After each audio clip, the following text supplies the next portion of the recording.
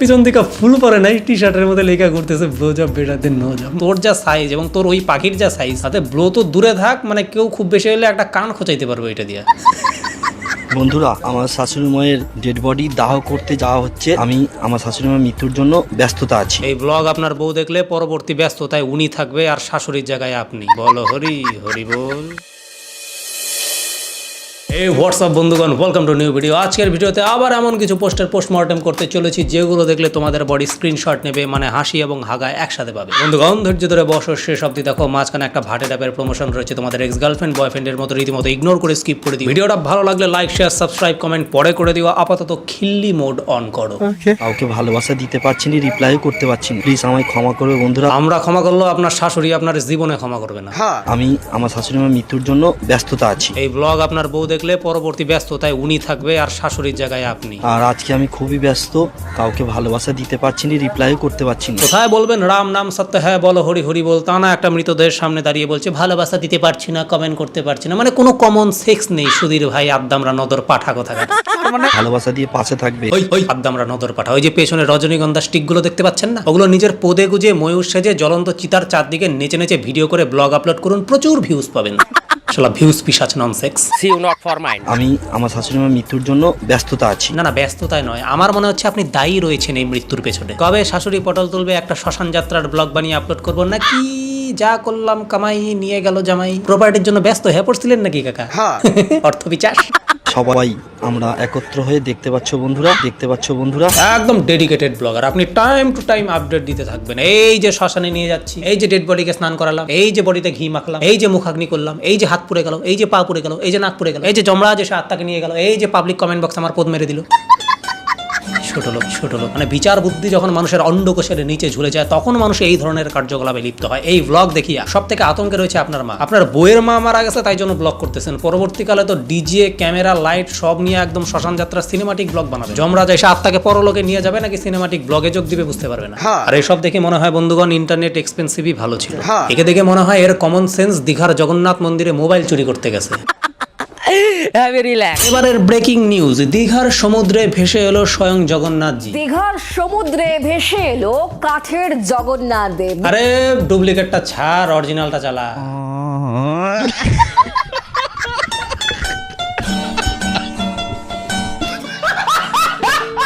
প্রভু।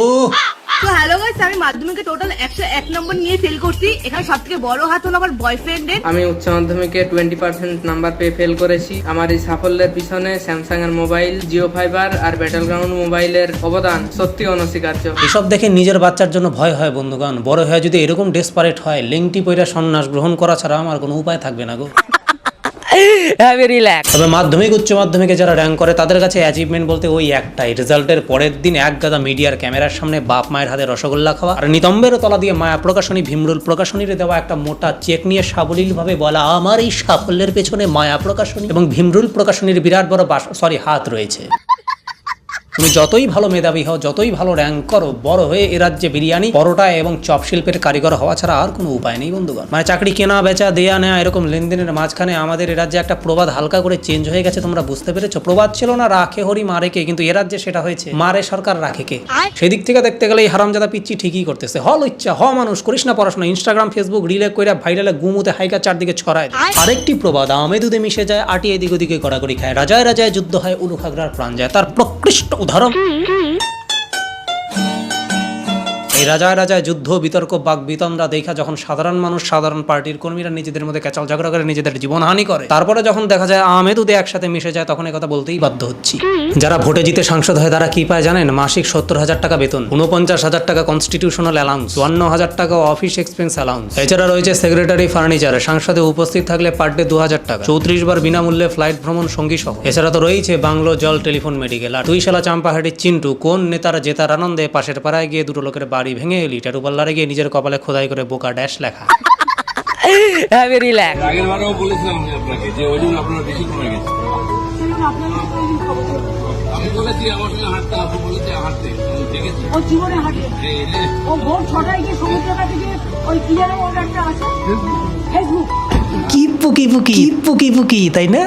তার আগে একটি ছোট্ট ঘোষণা বন্ধুগণ, তোমরা সকলে গেম খেলতে এবং মজা করতে খুবই ভালোবাসো। তোমরা কি কয়েন ট্রেন গেমটার নাম শুনেছো? এটা সত্যি গেম চেঞ্জার এবং এটা নতুন ছোঁয়া। তোমরা একদম মিস করো না, এটা একদম পারফেক্ট সময় খেলা শুরু করার। কয়েন ট্রেনকে আলাদা করে তোলে এর একটি নতুন feature safe zone. Safe zone active হলেই সঙ্গে সঙ্গে তোমার ইনসিওর ম্যাক্সিমাম মাল্টিপ্লেয়ার দেখায়, অর্থাৎ এই সেফ জোন চলাকালীন তুমি আরো বেশি সেফলি মাল্টিপ্লাই করতে পারবে। এক্সপার্ট হওয়ার একদম দরকার নেই বন্ধুগণ, শুধু তুমি কয়েন ট্রেনে ওঠো আর দেখো কি করে নাম্বার বাড়তে থাকে। যদি এখনো তোমরা অ্যাকাউন্ট না করে থাকো তাহলে আমার পিন কমেন্টে দেওয়া লিঙ্ক থেকে রেজিস্টার করো, আর নতুন ইউজাররা পেয়ে যাবে 1,05,000 টাকার welcome bonus. So hurry up, এখনই খেলে ফেলো কয়েন ট্রেন।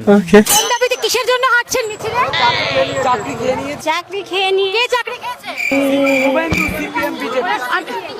সিপিএম বিজেপি এই দাবি নিয়ে আমরা। হ্যাঁ বৌদি, হ্যাঁ সিপিএম, কেটিএম, এটিএম, তৃণমূল, বগলের চুল, কাশ্মীরুল, বাগানের ফুল, বিজেপি, এলোমেনোপি সব কিছু যোগ বিয়োগ গুণভাগ করে লাস্টে মোরাল অফ দ্য স্টোরি কি দাঁড়ালো? 1,000 টাকার ভাতা আমাদের মোটা কাতলার মাথা। আর তারা যাদের চাকরি চলে গিয়েছে তারা কোথায় কাজ করতেন? তারা কোথায় করতেন সেটা তো আমার জানা। বাবা ভাগ্যিস এই ধরনের প্রতিবাদ ব্রিটিশ আমলে হয়নি, না হলে ব্রিটিশদের বুটের শাসন এখনো চলতো। একদিকে ভালোই হতো, কি বলো বন্ধুগণ? এখন অনেক সময় মনে হয় না যে চটির থেকে বুট বেটার ছিল?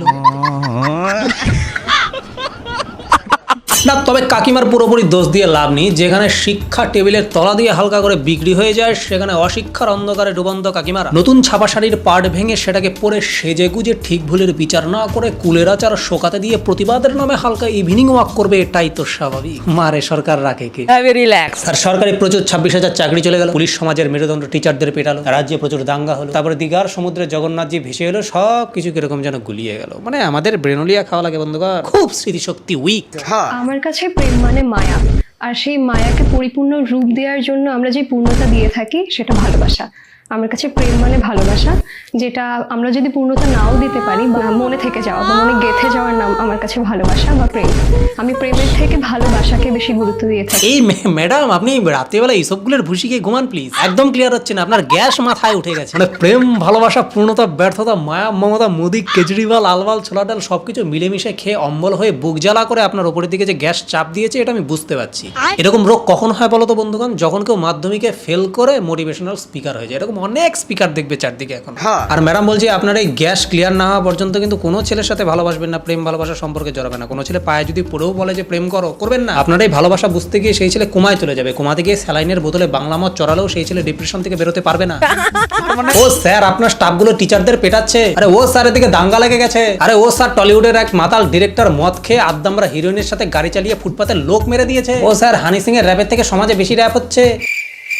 মানে হেলমেট ছাড়া বাইক আর প্রতিবাদীদের মাইক, এছাড়া আপনারা আজ পর্যন্ত কিছু ধরছেন না। তবে যাওয়ার আগে একটা কথা না বললেই নয় বন্ধুগণ, কিছুদিন আগে যুদ্ধংদেহী ভারতবর্ষে দুটো মতামত সৃষ্টি হয়েছিল। একদল বলছিল যুদ্ধ চাই, বদলা চাই, আর কিছুজন বলছিল যুদ্ধ নয় শান্তি চাই। শান্তি আমরা সকলেই চাই, যুদ্ধ করলে সকলেরই ক্ষতি, আমরা সকলেই শান্তি চাই। কিন্তু শান্তি চাইতে গিয়ে যদি শান্তির ছেলেদের প্রশ্রয় দেওয়া হয়, তারা যে ফিউচারে আপনার শান্তির সাথে অ্যানাল করে মানে পাতি বাংলা ভাষায় পেছন মেরে চলে যাবে, তার গ্যারান্টি আমি দিচ্ছি। উত্তাল্লের যেরকম সোজা হয় না, সেরকম কিছু জিনিস কখনোই পরিবর্তন হয় না। আবার এখনো ভারতবর্ষের থেকে ভারতবর্ষের খেয়ে পরে যারা পাকিস্তানের পাখির সাথে ব্লোজব করায় বদ্ধপরিকর, তারা নিশ্চিত রূপে কন্ডম ফাটা বংশধর।